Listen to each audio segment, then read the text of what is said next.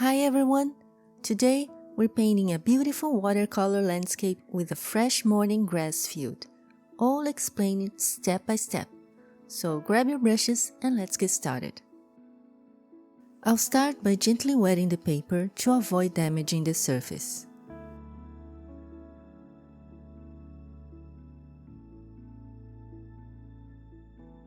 Then I'll use a pale pink color, mine is called Coral, to paint some clouds.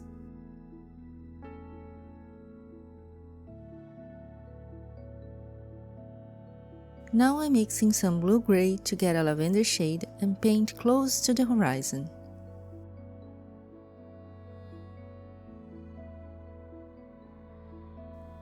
Today we're just playing with the sky.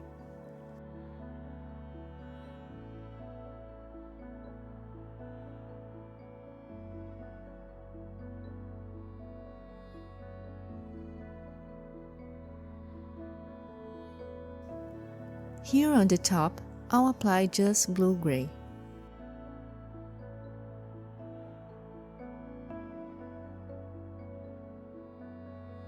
My brush strokes are free and loose, but I'm leaving some white gaps, especially on the top of the pink clouds, to give them more luminosity.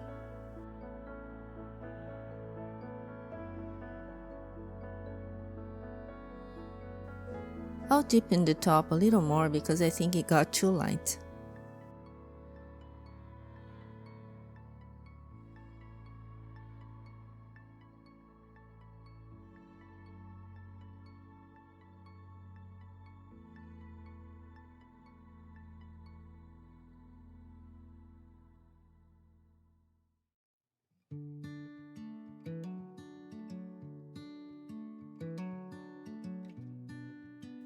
And I keep painting around the clouds to give them more definition.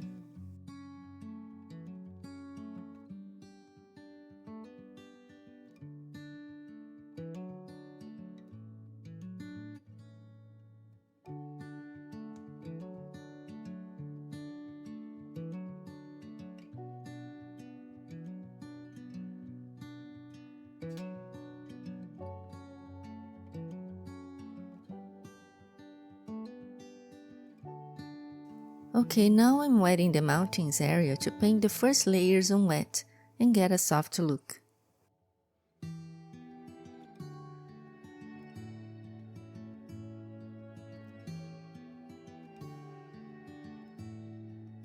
I'll just use two colors here, Ultramarine and Burnt Sienna.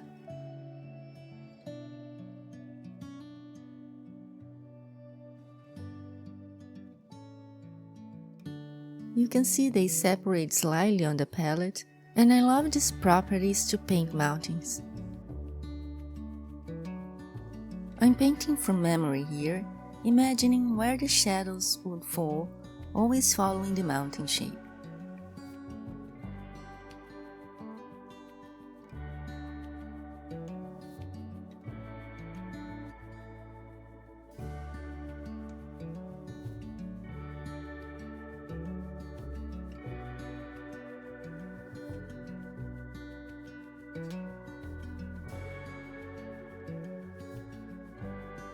I really enjoy this part because it feels free, just a few strokes here and there, and the mountains slowly come to life.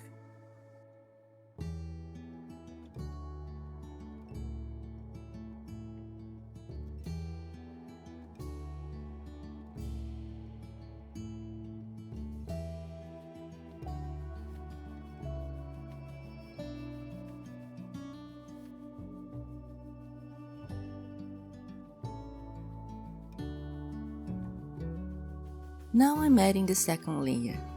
I wet the mountains again after the first layer has completely dried.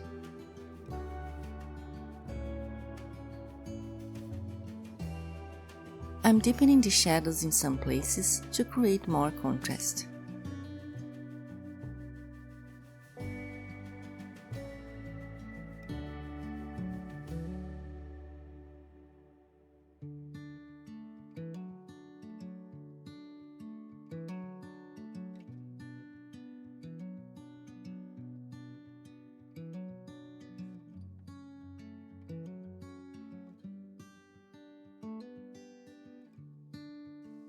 After the second layer dries, I'll use dry brush.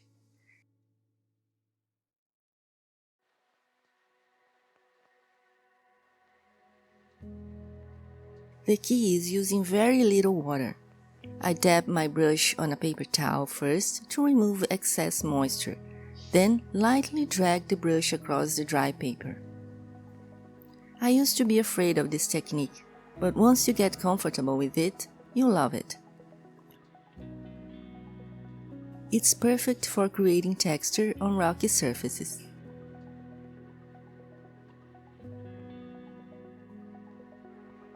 Now for the distant hill, I'll wet only within the pencil marks so the paint won't spread everywhere.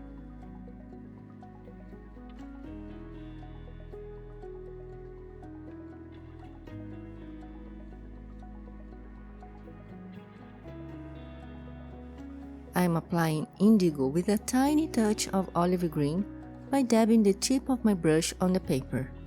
This way we can suggest distant trees with minimal effort.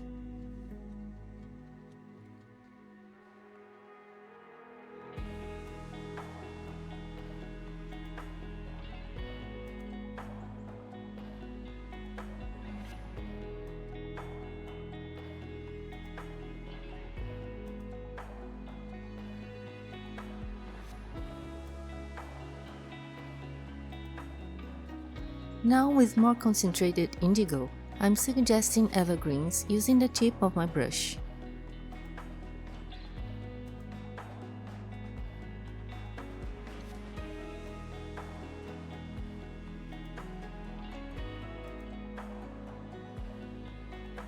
I'm painting some treetops on the dry paper so they look pointy and sharp.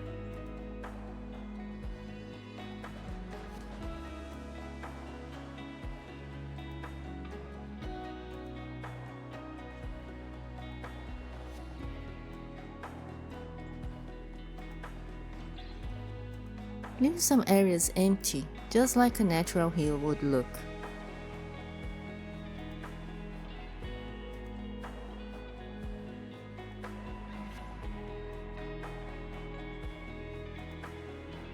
Here I'm removing excess paint at the bottom with a small flat brush.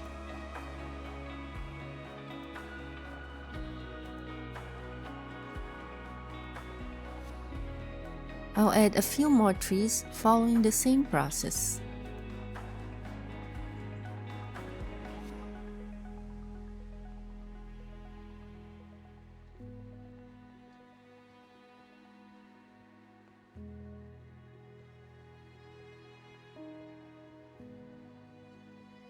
Well, I thought I was recording when I painted the road and the pond, but I wasn't. So I basically painted the road and the pond wet on wet.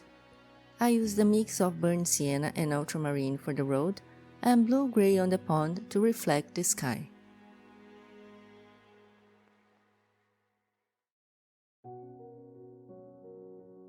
Now I'll use a mix of olive green and green gold to paint the hill behind the little house, carefully painting around it.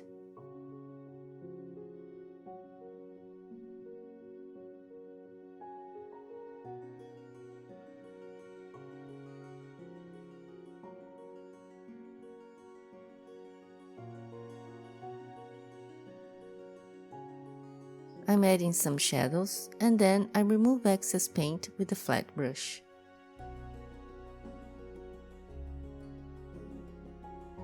Here I'm applying masking fluid to suggest little white flowers.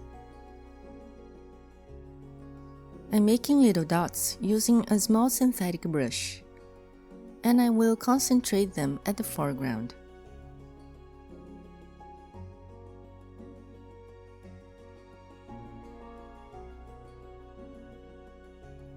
Now that the masking fluid has completely dried, I'm wetting the grass area while avoiding the pond.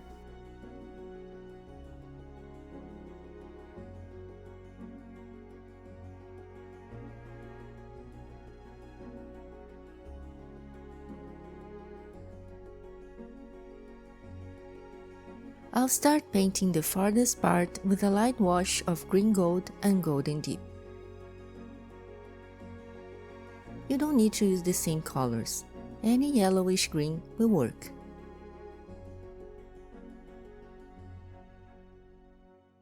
Then I'll define the shape of the pond by painting around it.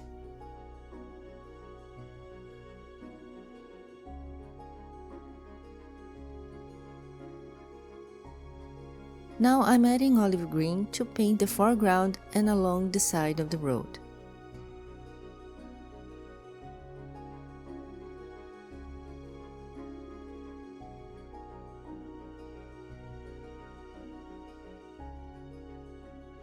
We achieve a sense of depth by intensifying the colors and values.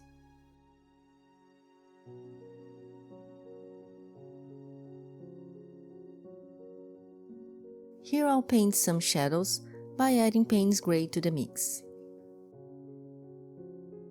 Notice that my brush strokes all point in the same direction. This increases the sense of perspective.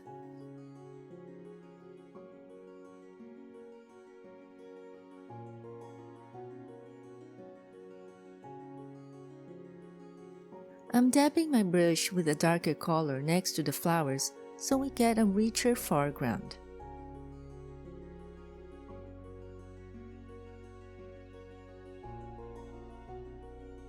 And I'm adding a few more shadows on the field to give it life and movement.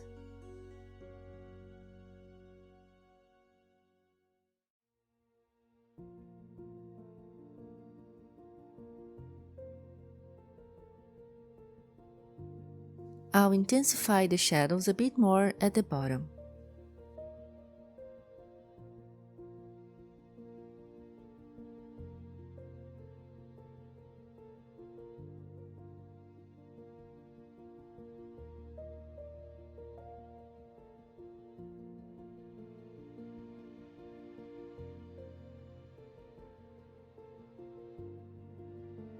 Now I'll apply table salt next to the flowers to create an interesting texture.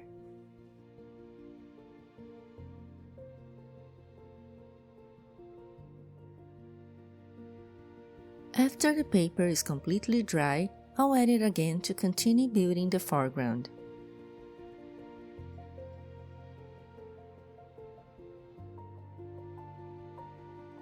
I'm just dabbing a mix of olive green and Payne's Gray with the tip of my brush, and look how the meadow comes to life.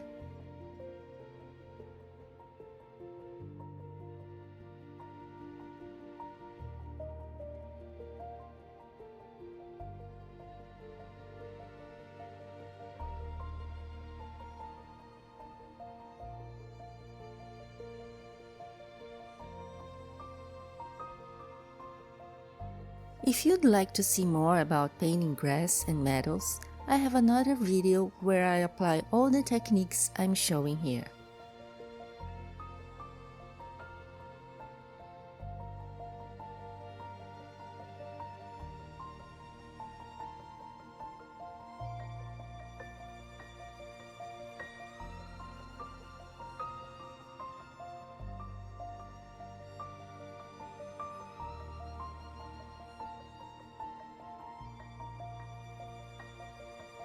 Now I'm defining the road by making some broken strokes, so it looks more natural.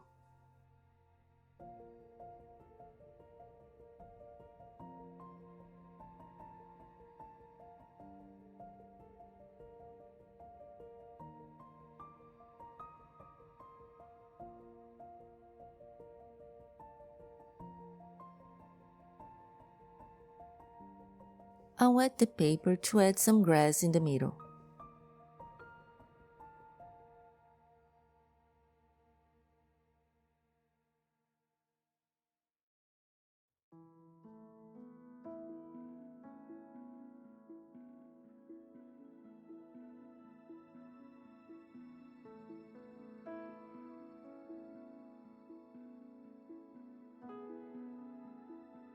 Here, I'm wetting the foreground one last time for some little details.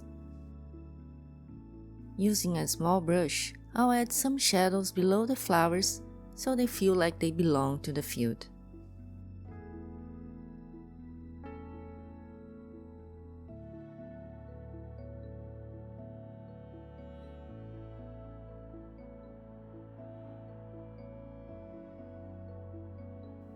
I'll paint the center of some flowers using a mix of permanent red light and golden deep. You can just use orange.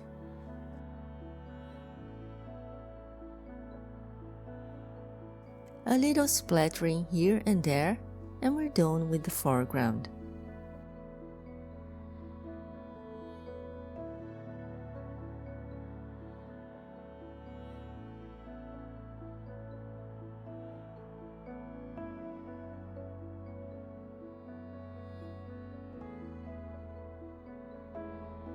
After the paper is dry, I'll remove the masking fluid.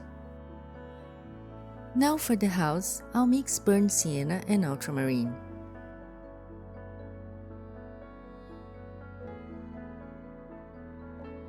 I'll paint everything with a light wash because this is just the first layer.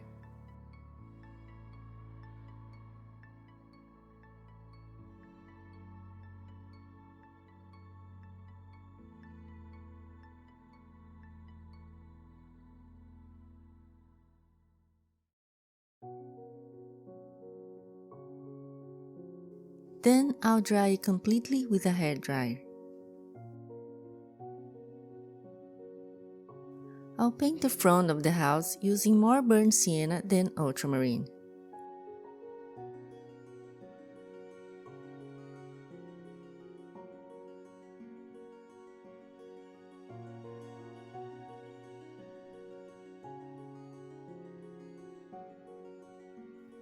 The side of the house is in shadow, so I'll use a more concentrated mix of the same colors.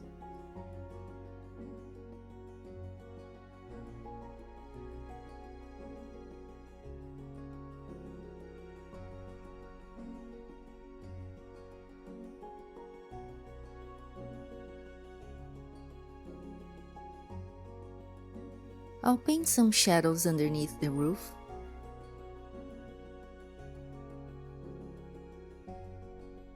And add some thin lines to the roof to give it a nice texture.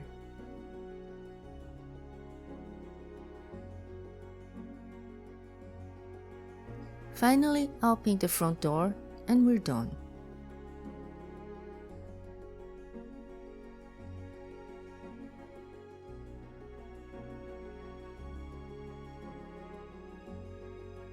Let's paint a pine tree.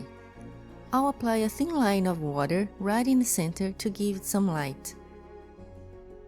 And then keep making short strokes.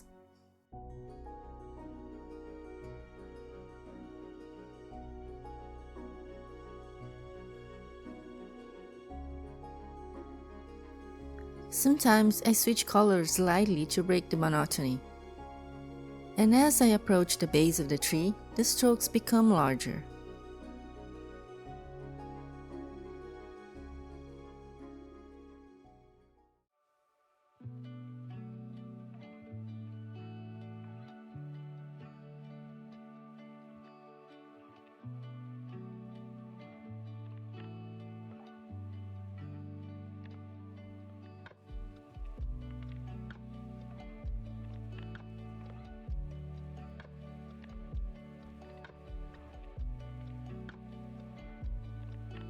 Here, I'll paint the reflection of the tree on the lake.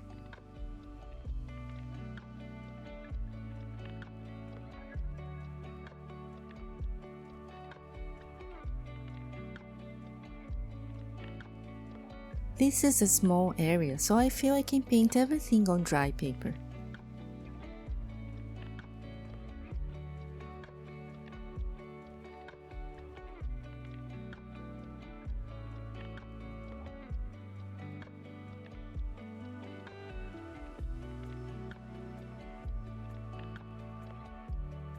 I'll add a few more trees, this time not too detailed, just making some triangular shapes using the tip of my brush.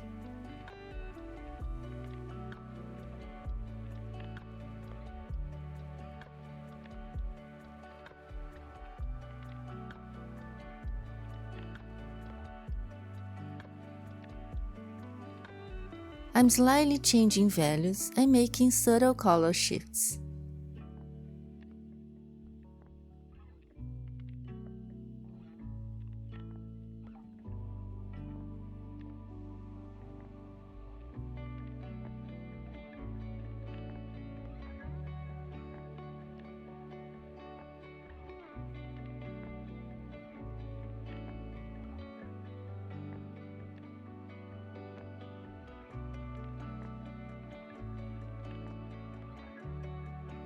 Okay, I feel like I want to apply a bit more pink in the sky, but this step is completely optional.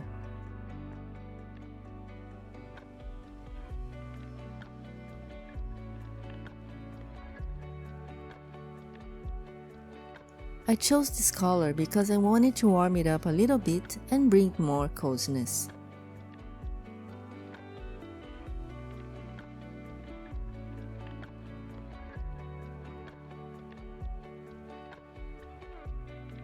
This month in our cozy community gallery, we have Chiharu's gorgeous artwork from the Dolomites demo. Thank you very much, Chiharu, this is absolutely stunning. If you try one of my demos or tutorials and share it on Instagram, please tag me at tree.cozy.art. You might be featured in this community gallery. Thank you so much for watching this video. See you!